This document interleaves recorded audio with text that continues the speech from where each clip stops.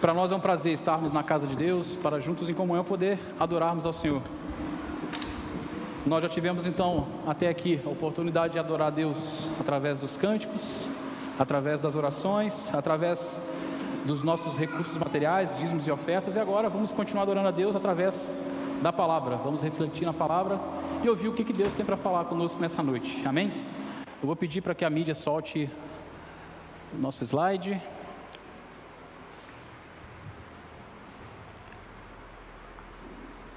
Hoje nós vamos falar sobre isso, vivendo na dinâmica de Deus. Eu confesso que eu fiquei meio receoso de usar esse slide, porque tinha esses monte de desenhozinho. Eu até chamei a Sara, falei: amor, você acha que está muito infantil esse slide? Só que aí o Dodô de manhã usou esse mesmo desenhozinho aqui no slide dele. Aí me deixou mais tranquilo. Mas é bom que marca, né? De alguma maneira chama a atenção. Com certeza vocês vão lembrar disso. Eu quero pedir que, se você quiser acompanhar na sua Bíblia aí, tudo bem, mas a gente vai ler um texto bem rápido, que na realidade a gente não precisava nem ler, porque todo mundo conhece, quer ver? Gênesis capítulo 1, verso 1, diz assim a palavra de Deus: no princípio, Deus criou os céus e a terra. Todo mundo conhece, né? Vamos orar?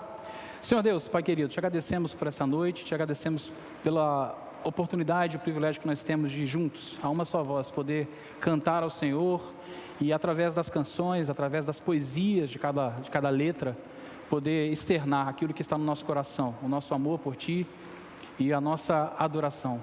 Pedimos que nesse momento, onde agora nós vamos refletir na Tua Palavra, que o Senhor venha falar conosco, venha falar através dela, venha alimentar o nosso coração e que todos nós possamos sair daqui nessa noite transformados pelo poder da Tua Palavra, em nome de Jesus, amém.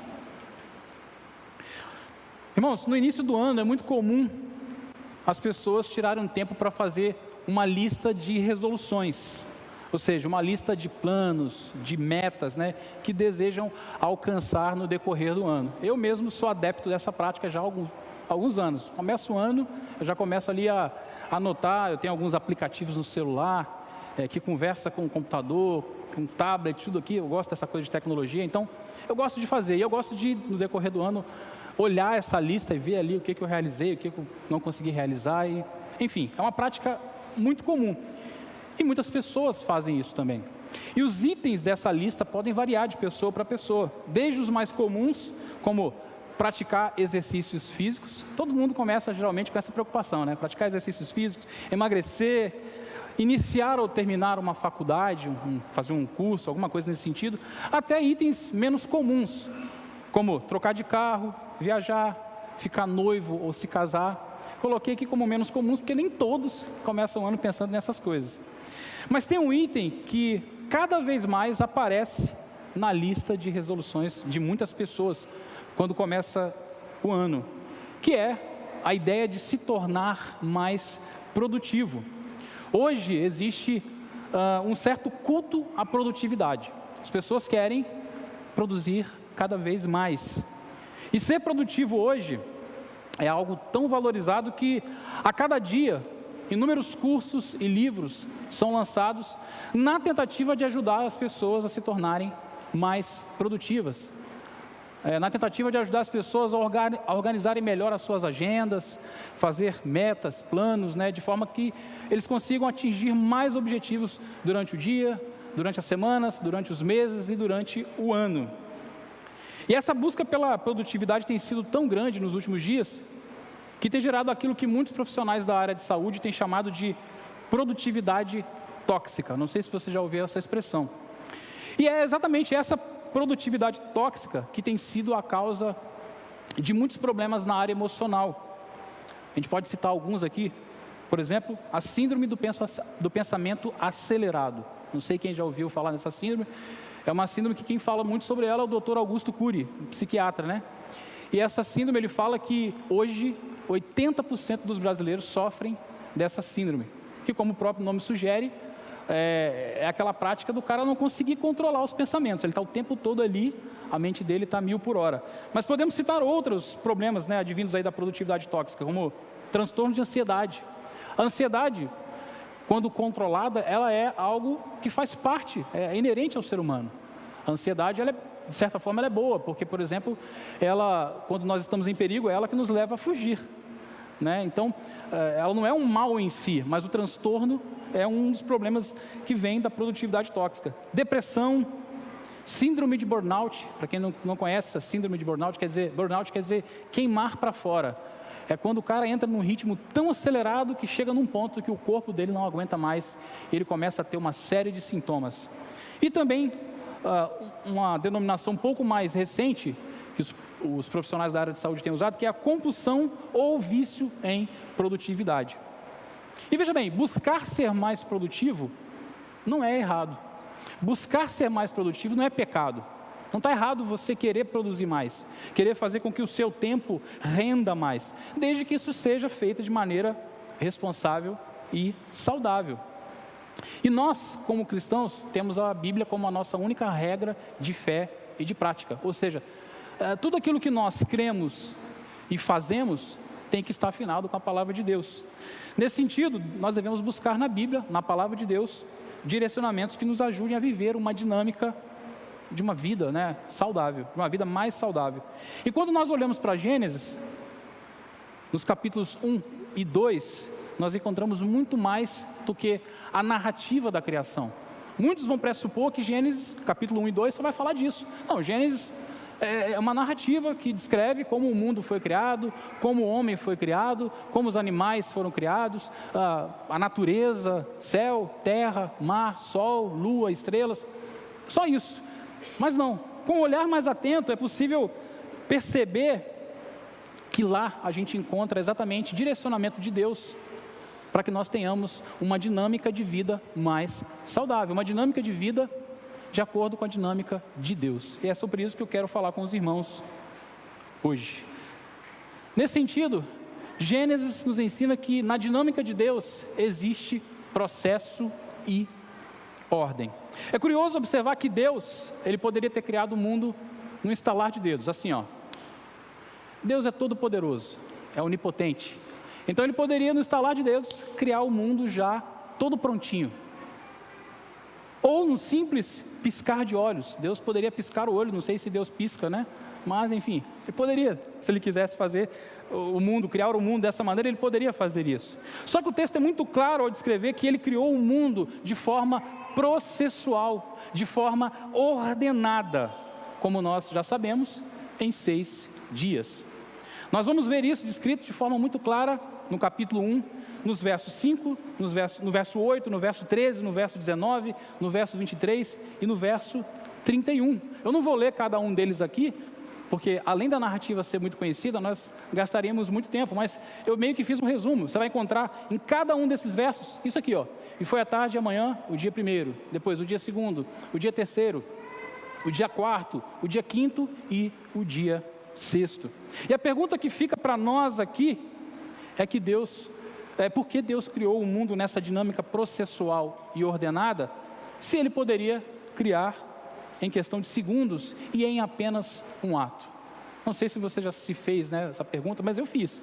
Enquanto eu estava estudando, preparando esse sermão, eu falei, interessante, né? Deus poderia ter feito o mundo de uma outra forma, né? De uma maneira, como eu falei, no piscar de olhos, no estalar de dedos, apenas um ato, mas Ele escolheu criar o mundo de maneira sequencial, de maneira processual e ordenada. E a resposta é bem simples. Deus criou o mundo assim exatamente para nos ensinar desde o início, desde o princípio, desde Gênesis, que Gênesis quer dizer princípio. Ele queria ensinar um princípio que vale para a nossa vida como um todo. A nossa vida é regida por processos. O tempo todo nós vamos encontrar processos na nossa vida. E em cada processo existe uma ordem, um ordenamento específico. As coisas não estão simplesmente acontecendo, como às vezes parece, de uma maneira desordenada. E é por isso que nós devemos valorizar os processos em nossas vidas. E o que acontece? Hoje nós vivemos na era da velocidade. Tudo tem que ser rápido. A gente não tem paciência. E por conta disso, nós temos perdido a capacidade de valorizar os processos. Estamos sempre com o foco no final. Sempre com foco no fim das coisas, na chegada. Nós queremos tudo para ontem. Não temos mais paciência de esperar e de curtir determinados processos. Vou citar um exemplo. Eu, de vez em quando, costumo tirar, quando a gente pode, né, um período de férias e viajar com a família. Esse ano nós não conseguimos fazer isso, mas as nossas filhas viajaram com as tias, né? Tiveram a oportunidade de fazer isso. Mas sempre que eu viajo, eu sou muito devagar no percurso. O meu cunhado fala até que eu dirijo igual um velho. Ele fala, cara, você dirige igual um velho.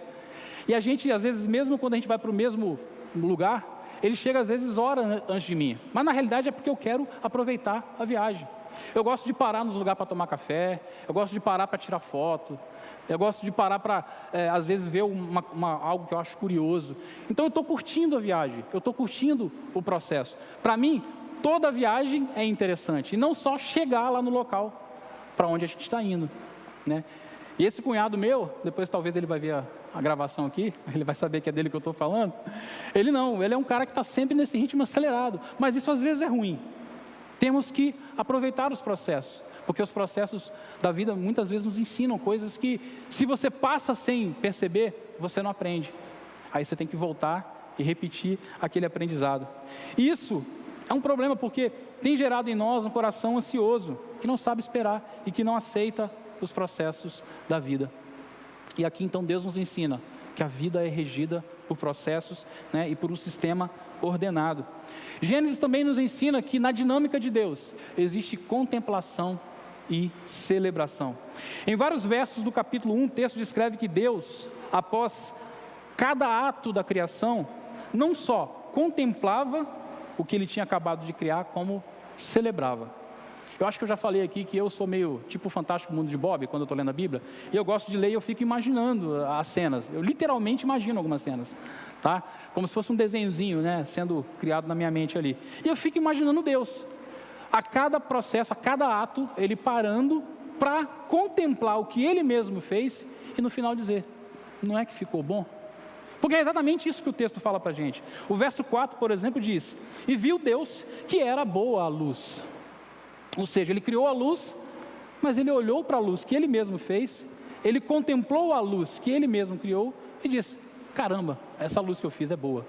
Então há aqui um ato de contemplação e de celebração. E isso vai se repetir ao longo do texto, nos versos 10, 12, 18, 21, 25 e 31. Em vários momentos Deus acaba de criar alguma coisa e Ele fala, é muito bom isso que eu fiz, é muito bom. Na verdade Ele fala, é bom, é bom, é bom. No sexto dia, quando Ele termina a obra, Ele fala, e viu Deus que era muito bom. Deus aqui nos ensina, em primeiro lugar, que devemos contemplar a criação. O Salmo 19, verso 1, diz o seguinte, os céus declaram a glória de Deus, o firmamento proclama a obra das suas mãos. E aqui eu quero te fazer uma pergunta, qual foi a última vez que você parou para contemplar algo da natureza de Deus? Os pássaros, o sol, o mar. Eu sei que tem algumas pessoas que têm o costume de fazer isso, mas muitos não fazem. Eu lembro certa vez que para quem não sabe, eu sou músico, uma vez eu recebi um amigo meu de São Paulo, um músico conhecido, ele veio para cá e ele ficou louco com o Vitória, ele ficou hospedado lá em Camburi. Ele, cara, isso aqui é o céu. Aí ele falou comigo, fala para mim que você vai na praia todo dia, ele falou comigo. Eu falei, cara, pior que não. E eu moro a 10 minutos andando da praia. Mas o que acontece é que muitas vezes a gente não para contemplar a obra criada de Deus. A gente não para observar o simples canto dos pássaros. Às vezes a gente vive próximo do mar, próximo de ambientes onde tem paisagens bonitas, mas não para desfrutar daquilo que Deus criou. E aqui Deus nos ensina isso, nós devemos contemplar e celebrar aquilo que Deus criou. E muitas vezes a gente não faz isso. É exatamente por causa do ritmo de vida que a gente tem. Um ritmo completamente acelerado, um ritmo alucinante, e não sobra tempo para mais nada. Mas Deus nos ensina outra coisa aqui também. Ele nos ensina que em nossas vidas nós devemos contemplar as coisas boas, simples, pequenas. Você vê que ele cria a luz e ele fala, viu Deus que a luz era boa. Algo que comparado a outros elementos da criação, talvez seja um elemento menor. Né? Então Deus contempla e celebra tudo, nós devemos agir da mesma maneira, contemplar e celebrar tudo aquilo que Deus nos dá. Devemos contemplar e celebrar a nossa família, por exemplo. Às vezes a gente tem mania de reclamar da nossa família e achar que a família do outro é melhor que a nossa, né? Mas a família é tudo igual, tá? Eu até brinquei com o pastor certa vez que, foi ano passado que eu falei isso com ele, que o tema para o próximo seminário da família seria da Grande Família, daquela série, vocês lembram, né? Essa família é muito unida. Eu não vou cantar aqui, porque eu não sou muito bom para cantar igual o pastor Flávio, não. Mas a música vocês lembram. Que toda família é complicada, mas ao mesmo tempo é algo que Deus nos deu. Então devemos contemplar e celebrar a nossa família. Devemos contemplar e celebrar pela nossa esposa, pelo nosso esposo, filhos, pelo nosso trabalho, nossos amigos. Devemos ser gratos a Deus pela igreja que nós temos.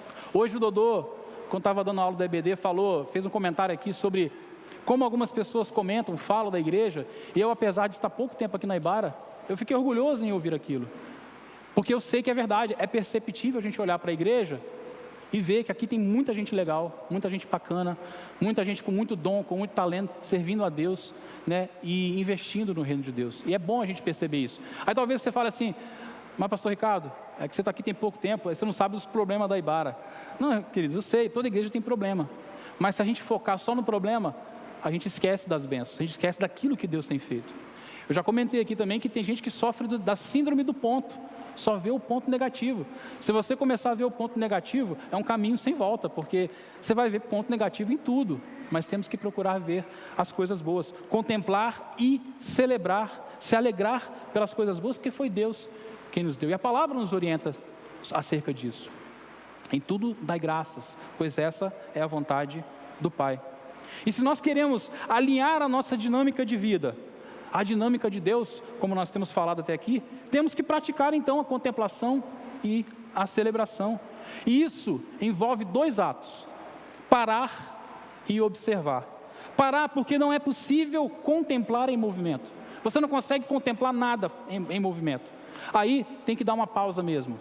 Tem que dar uma parada para poder praticar a contemplação. No dicionário, contemplar significa fixar o olhar em algo, em alguém ou em si mesmo, com encantamento e com admiração. Você só consegue fixar o seu olhar em algo, em alguém ou em si mesmo, com encantamento e com admiração, se você botar um pé no freio. E às vezes a gente está naquele ritmo tão alucinante que a gente não consegue fazer isso. Aí o que a gente consegue ver é só problema, é só correria.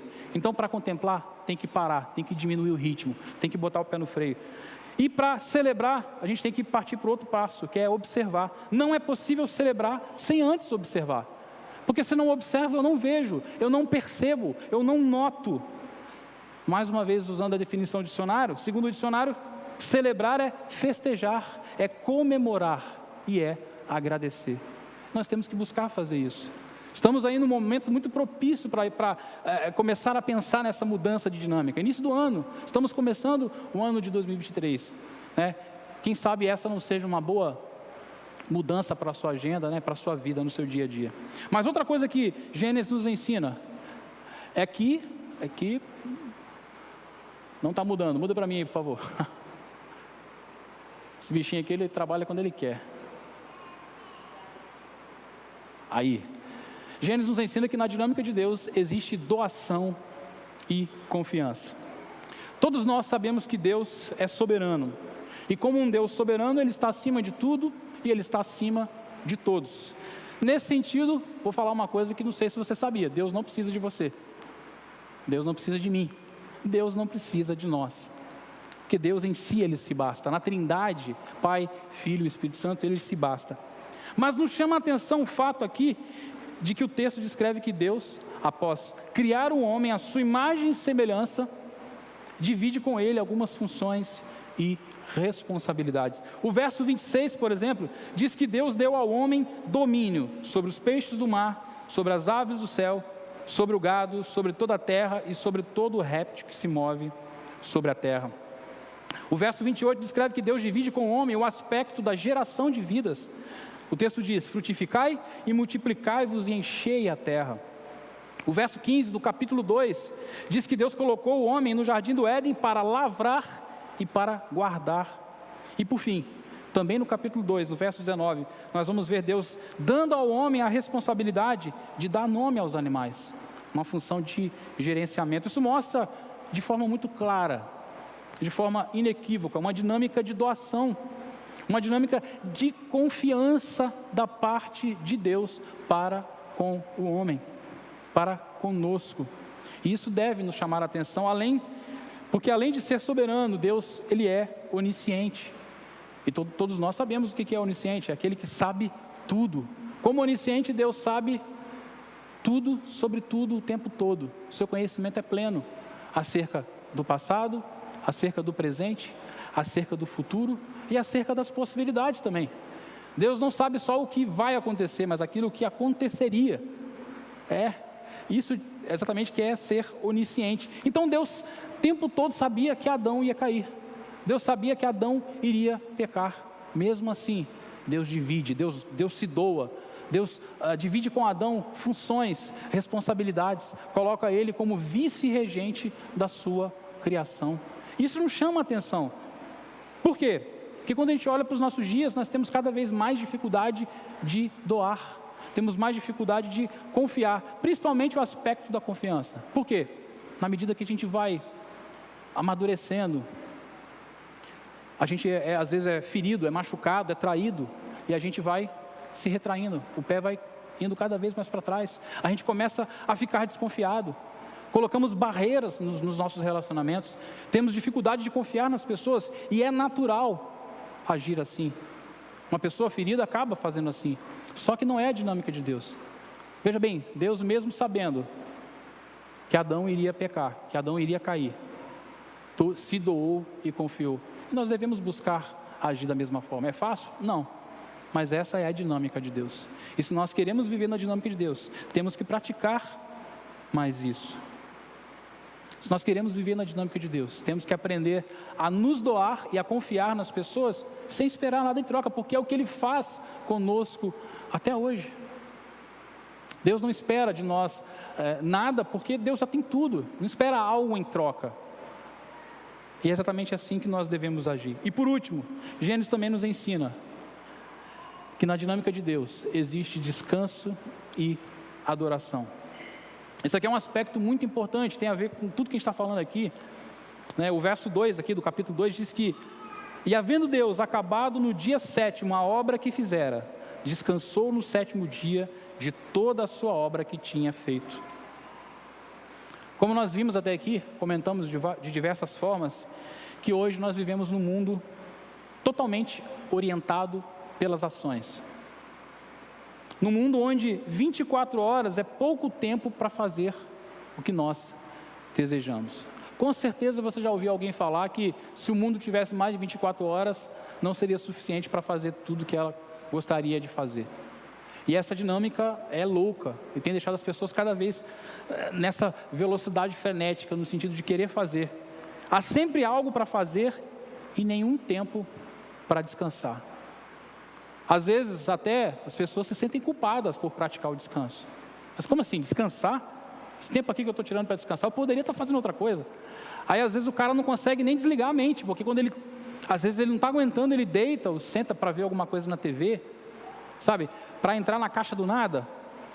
Mulheres não têm caixa do nada, né? Homens é que tem, né? Mas aí os homens entram, mas o cara fica culpado, porque você, poxa, eu estou aqui, eu poderia estar produzindo, eu poderia estar fazendo alguma coisa. Aí ele descansa 10 minutos, ele, caramba, quanta coisa eu poderia ter feito em 10 minutos que eu não fiz. Exatamente por causa dessa dinâmica, há sempre algo para fazer, nenhum tempo para descansar. E nos chama a atenção o fato de que Deus descansou no 7º dia. E eu te pergunto, Deus se cansa? Obviamente que não, e a própria palavra nos fala isso. Isaías, lá no capítulo 40, verso 28, diz que Deus nem se cansa e nem se fatiga.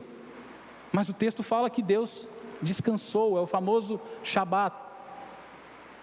Deus, ao fazer isso, Ele nos dá o exemplo, demonstrando que o descanso ele é apropriado para nós, ele é correto. Ainda mais para nós, seres humanos que somos limitados, e que além de limitados, somos afetados pelo pecado, afetados pela queda. O pecado e a queda trouxe em nós, no nosso físico, vários problemas, inclusive um cansaço que às vezes não é o plano original de Deus. Por isso é importante nós termos um momento, um período de descanso. Se o próprio Deus descansou, quem dirá nós? Nós precisamos de descanso para recarregar as nossas forças. Precisamos. Tem um momento que a gente tem que parar, pisar no freio e recarregar a bateria. Precisamos de descanso para planejar os próximos passos. Para quem não sabe para onde vai, qualquer caminho serve. Mas quando você está na correria, você não consegue nem parar para planejar para onde você vai.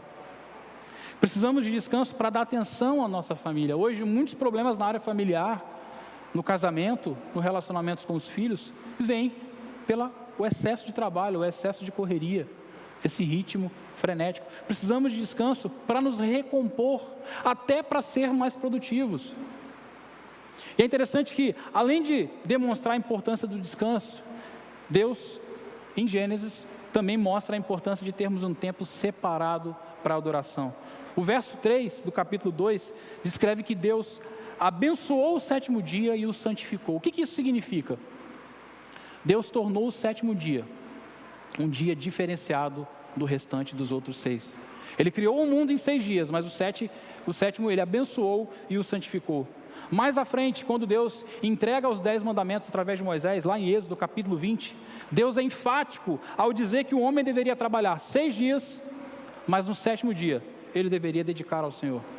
E muitas vezes nós erramos nisso, porque a gente vive uma vida totalmente voltada para o trabalho, para os afazeres, e nós nos esquecemos completamente do Senhor. Nós, batistas, temos o domingo como o dia do Senhor, e às vezes nós até criticamos as outras denominações que guardam o sábado, por exemplo, mas muitas vezes temos algo a aprender com eles, porque o domingo realmente, o sábado para eles realmente é separado para adorar o Senhor. E quanta coisa às vezes a gente enfia no nosso domingo. A gente não vem para a casa de Deus para adorar apenas, estamos pensando num monte de coisa que dá para fazer. Eu lembro de uma outra igreja que eu frequentava, eu era líder do Ministério de Louvor na época, e a gente estava para fazer uma apresentação, uma cantata, e aí eu marquei um ensaio mais cedo, tipo o Gessi faz aqui, ensaio às vezes para passar o geralzão, para já ficar direto já para apresentar naquele dia. E eu marquei esse ensaio e uma irmã veio falar assim comigo: ah, pastor, você vai marcar esse horário? Poxa, eu já tenho que vir no domingo de manhã, eu já tenho que vir no domingo à noite, já tenho que vir estar aqui no ensaio, aí o senhor marcou para chegar mais cedo ainda?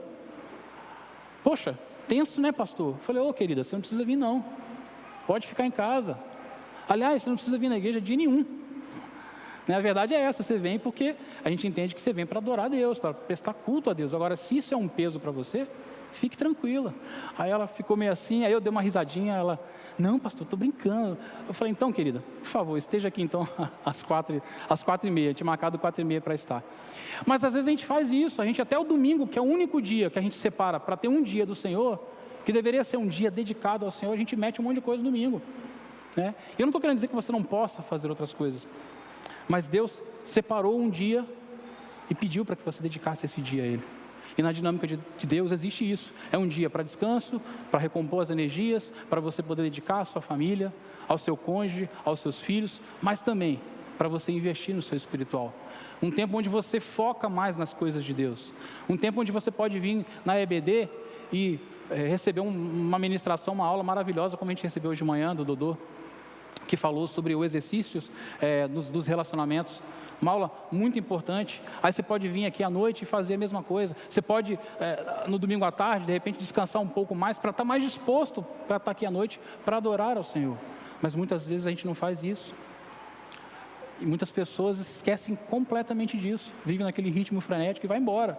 São os famosos workaholics, viciados em trabalho.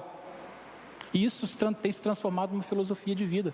Muitas pessoas têm colocado isso como padrão, como uma forma de viver. Existe até uma frase motivacional muito equivocada, totalmente equivocada, que diz o seguinte: talvez você já tenha visto essa frase na internet. Ela está totalmente errada, tá? Já aviso. Treine enquanto eles dormem, estude enquanto eles se divertem, persista enquanto eles descansam e então viva o que eles sonham. Parece uma frase motivacional, né? Mas não, isso aqui não está na dinâmica de Deus, porque na dinâmica de Deus tem descanso, na dinâmica de Deus tem adoração, na dinâmica tem o tempo para você se recompor e tem um tempo para você buscar ao Senhor. E eu não estou falando aqui de um dia específico, porque, por exemplo, eu sei que tem pessoas que trabalham de escala, mas é importante você entender que tem o período que você trabalha, mas tem o período que você deve separar para descansar e deve separar para adorar a Deus. Porque quem não tem tempo para Deus, como diz o ditado popular, vive perdendo tempo. Nós temos que nos atentar para isso. E para finalizar, para concluir, essa busca desenfreada por uma vida altamente produtiva, na realidade, ela conduz ao contrário. Ela conduz à improdutividade. Porque uma hora a conta vem. Uma hora o corpo pede arrego. Uma hora a conta vem e ela cobra juros. O preço é alto e com juros. E isso é ruim, tanto no aspecto físico quanto no aspecto espiritual. Portanto, queridos, isso não é produtividade. Produtividade, assim como diz o pastor Tim Challies, é administrar seus dons, seus talentos, tempo, energia e entusiasmo com eficácia pelo bem das pessoas e para a glória de Deus. Portanto, se o meu ritmo de vida prejudica a minha saúde, está me fazendo mal, ele não glorifica a Deus. Se o meu ritmo de vida prejudica o meu casamento, tem influenciado no meu relacionamento com o meu cônjuge, ele não glorifica a Deus. Se o meu ritmo de vida interfere no relacionamento com os meus filhos, não glorifica a Deus. Se ele atrapalha a minha vida espiritual, o meu devocional, o meu tempo a sós com Deus, não glorifica a Deus e por aí vai. Se ele não permite que eu sirva a Deus, que eu sirva a igreja, que eu sirva ao corpo, não glorifica a Deus. A gente tem que começar a rever isso. E assim como o apóstolo Paulo nos diz lá em 1 Coríntios capítulo 10, verso 32, quer comais, quer bebais, ou façais qualquer outra coisa, fazei tudo para a glória de Deus. Então a nossa vida ela deve em tudo. Repara que Paulo cita que coisa simples, comer e beber, até o ato de comer e beber deve ser para glorificar a Deus.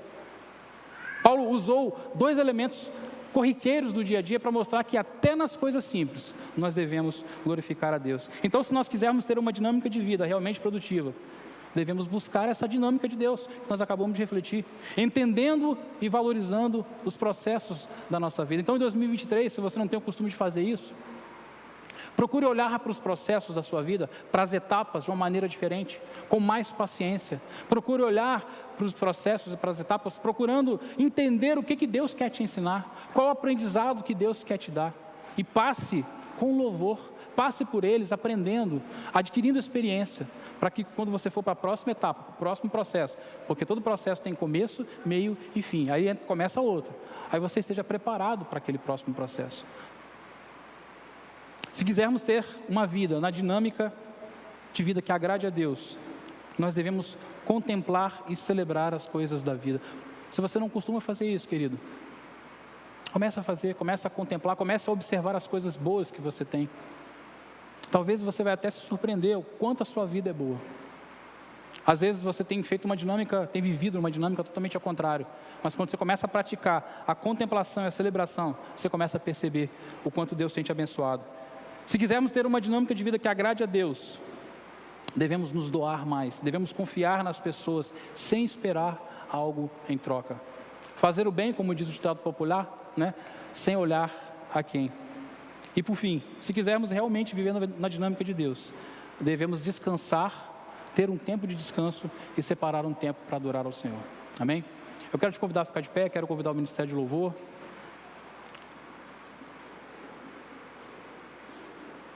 Enquanto o Ministério de Louvor está se preparando, eu quero que você feche seus olhos. Se Deus falou algo com você nessa noite, comece a colocar isso diante de Deus. Como eu sempre falo aqui, a palavra de Deus, quando nós temos contato com ela, deve produzir algo em nós. Deve produzir arrependimento, deve produzir um renovar de votos, deve produzir algum tipo de mudança. Então comece a colocar isso diante de Deus. Estamos, como eu falei, no momento propício, começo do ano, começo propício para refletir em como está a nossa vida. E se Deus falou com você nesse sentido, coloque isso diante dele. Pai, nós te damos graça por essa palavra, te agradecemos por tudo aquilo que o Senhor fez até aqui. Pedimos que, através do teu Espírito Santo, o Senhor venha nos instruir, venha nos direcionar, nos dar sabedoria e discernimento para poder mudar certas coisas em nossas vidas. Às vezes a gente vive nessa dinâmica tão corrida, Deus, e é sem perceber. Às vezes a gente, sem notar, começa a viver nesse ritmo alucinado, nesse ritmo acelerado. E como foi falado aqui, nesse ritmo, ele é prejudicial à nossa saúde física e espiritual. Nos ajude a viver uma dinâmica de vida que esteja afinada com a tua vontade, afinada com a tua palavra. e que permita, Pai, que nós possamos praticar cada um desses elementos até aqui. O Senhor conhece a vida de cada um, então que o Teu Espírito Santo esteja conduzindo de acordo com a Tua vontade, de acordo com o Teu querer, trazendo à tona aquilo que precisa ser mudado, aquilo que precisa ser acrescentado, aquilo que precisa ser tirado, mas que o Senhor continue ministrando aos nossos corações de acordo com a Tua vontade. Mais uma vez te agradecemos, em nome de Jesus. Amém.